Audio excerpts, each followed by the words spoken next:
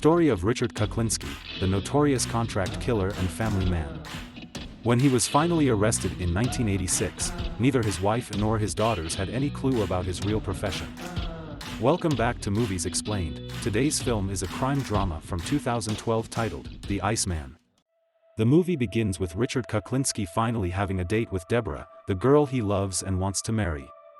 When Deborah asks Richard about his profession, he mentions dubbing cartoons for Disney.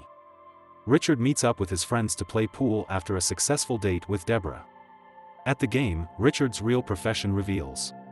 He works on dubbing pornographic films rather than cartoons. While playing pool, one of the men claims to know Deborah and makes fun of her for not having sex before marriage. Richard maintains his composure, but when the man leaves the club, Richard approaches him and slits his throat. Richard's friends are unaware of his enraged dark side due to his seemingly normal life. Richard eventually marries Deborah, and the couple has a happy, successful life with their first child. While dubbing pornography in the mob-owned company, Richard misses the deadline on the films he has to deliver to his client, Roy DeMeo, a member of New York's powerful mafia. When Roy learns of the film shortage, he gets enraged and slaps Richard, but Richard is unfazed. Roy is impressed by Richard's coldness and decides to put him through a test.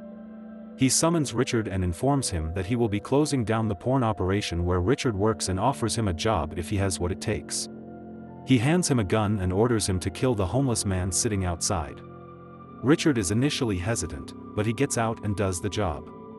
Roy is impressed and hires Richard as a hitman, and any other orders Roy may have, on the condition that Richard works exclusively for Roy.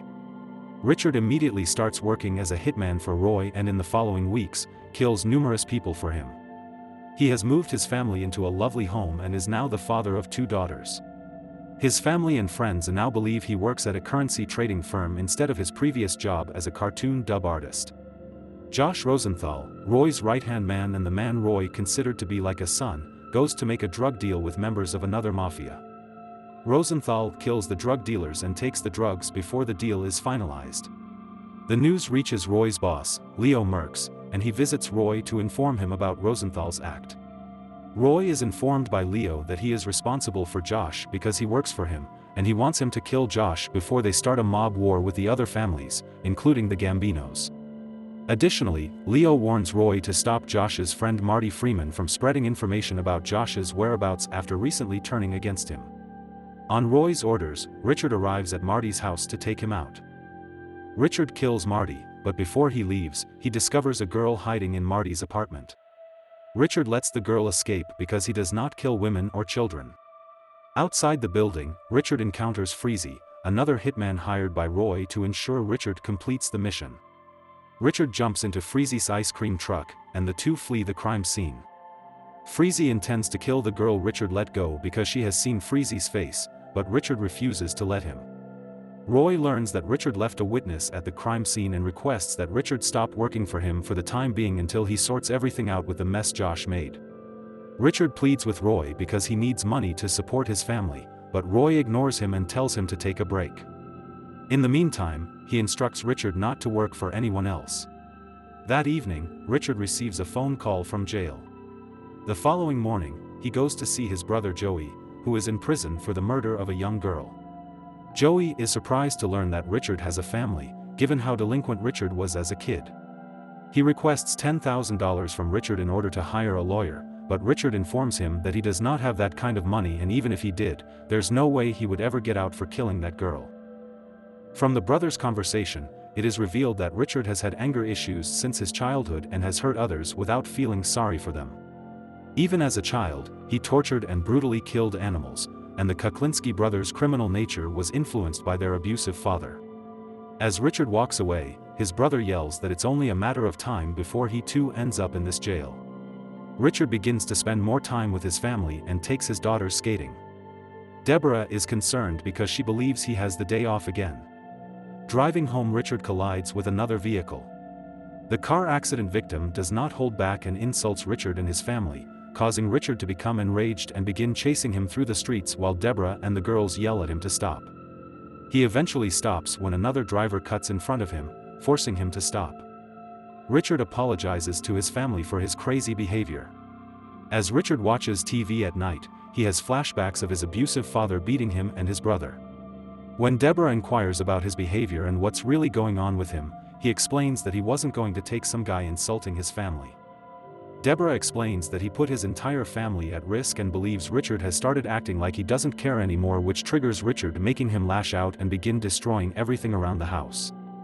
As he embraces Deborah, he states that he cares only about her and the girls and nothing else. The next day, fed up with being unemployed, Richard goes to see 𝒍𝒊𝒌𝒆, who hides his criminal activity using an ice cream truck. 𝒍𝒊𝒌𝒆 tells Richard that he is a hitman who works for all of the mafia families. He shows him a jar of cyanide poison, which he occasionally uses to kill his victims. He also shows Richard the girl who escaped the other day that caused Richard to lose his job, and explains how he is preparing the body to match the description of the victims of a serial killer who has been killing women in the area. Richard proposes to work with 𝒍𝒊𝒌𝒆 for a short time until he returns to Roy, and tells him that Roy cannot find out about him working. He suggests that 𝒍𝒊𝒌𝒆 handle the details while he does the hits, to which 𝒍𝒊𝒌𝒆 agrees, and the shelves soon begin stacking up with corpses. Richard's life returns to normal as he continues to wine and dine with his family, telling Deborah that he has been having good luck trading currencies on the markets. Josh is called by Roy and Leo, who have already decided that he must go. As Roy draws his gun, Josh realizes what's going on and begins pleading with Roy not to kill him. Unable to kill his friend, Roy fires to the side. Leo grabs the gun and begins firing on Josh as Roy hugs him to stop firing. 01. Leo meets with 𝒍𝒊𝒌𝒆 at a porn theater and hires him to kill Mickey, Roy's right-hand man. He offers to pay $40,000 and wants it to look like an accident or natural causes, and offers an extra $10,000 if no questions arise from it. While cutting the frozen bodies of Richard and 𝒍𝒊𝒌𝒆's victims, 𝒍𝒊𝒌𝒆 explains the job and wants Richard to spray cyanide on Mickey while pretending to sneeze. They go to the nightclub where Mickey is expected to be and find him on the dance floor. Richard prepares the spray and moves in for the kill, spraying Mickey's face while pretending to sneeze. Mickey recognizes Richard and asks what he's doing at the club, but collapses seconds later. While leaving the club, he is stopped by Terry, one of his old friends. Terry informs him that he heard about Richard working with Roy and requests that Richard assist him in finding work with Roy's crew. While they're talking, Richard hears a police siren and quickly says goodbye to Terry, telling him that he'll see what he can do, before fleeing the club. The next day, at his daughter Annabelle's 16th birthday party, as Richard is finishing up a toast for his daughter, he gets a knock on the door and opens it to find Roy's men, who tell him that Roy is in the car and wants to talk to him. Roy holds a gun to Richard's head and informs him that he is aware of Richard's involvement with 𝒍𝒊𝒌𝒆 and that he knows from Terry that they killed Mickey. When Richard's daughter comes out to check on him, Roy puts the gun down and tells him that the next time he sees him he will be dead. Richard informs Terry that he finally has a job for him and wants to meet up after learning that Terry was the one who told Roy everything. Richard kills Terry after successfully luring him to a meeting. After exchanging Christmas gifts, Richard calls 𝒍𝒊𝒌𝒆, who informs him that Leo is paranoid because Roy knows Richard carried out the hit on Mickey, and Leo now only wants to pay $10,000 for the job instead of the agreed upon $40,000. Richard goes to meet Leo at a cemetery, where Leo tells him that he's lucky to even get the $10,000 because he botched the job, and Roy now knows that Leo was the guy who ordered the hit.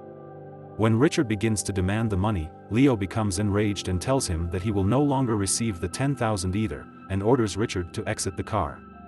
Richard executes Leo and becomes enraged when he searches him and discovers that he did not even have the $10,000 on him to begin with, so he begins removing Leo's jewelry before fleeing.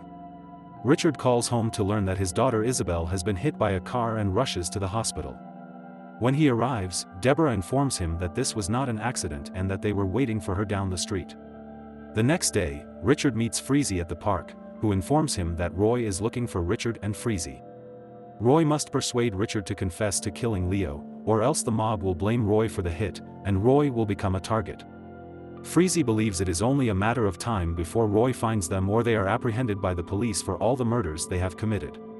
𝒍𝒊𝒌𝒆 doesn't want their families to suffer, so he proposes that they kill each other's families. He proposes for Richard to kill his family, while he kills Richard's. He tells Richard that he wouldn't even wake him up since he already knows where he lives. When he mentions knowing where Richard lives, Richard questions how he knows his address because he has never given it to him. When 𝒍𝒊𝒌𝒆 tries to say that Richard told him, Richard executes him and flees. Richard informs Dino at the hospital that he must kill Roy because he is after his family. He wants to buy cyanide, so Dino arranges for him to meet with one of his contacts named Nick, who can help him find it. After meeting with Richard, Nick reveals that tracking down the cyanide will take 2 weeks.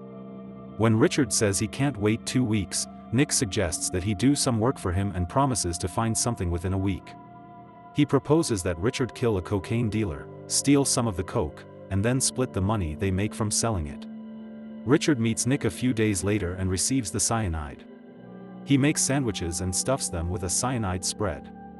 While preparing the sandwiches, the neighbor's cat wanders into his driveway, and he decides to give the cat some of the cyanide spread.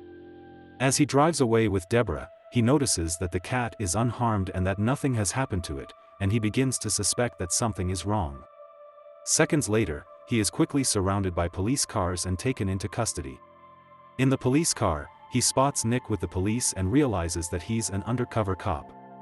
The news reports about the arrest of the notorious contract killer, known as the Iceman. Richard gets sentenced to life in prison and ends up on the same cell block as his brother Joey. Years later, in his prison cell, Richard gives an interview to a reporter and expresses his only regret, which was hurting his family. Thanks for watching, like and subscribe for more videos.